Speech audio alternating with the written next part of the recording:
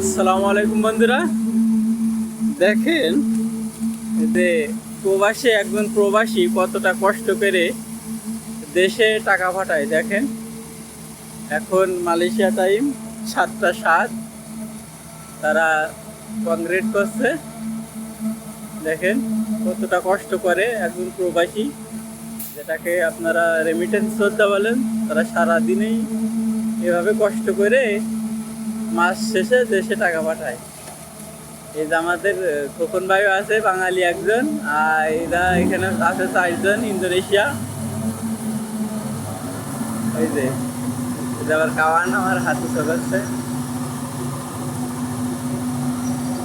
আমি ভিডিও করছি, হয়তো ওরা দেখেছে। আমার কাওয়ান হয় আর কি। এই যে আমাদের আঙ্কেল আছে নিচেই, পাশে আছে ক্রেন ড্রাইভার, আর এই আছে কংক্রিটের গাড়ি।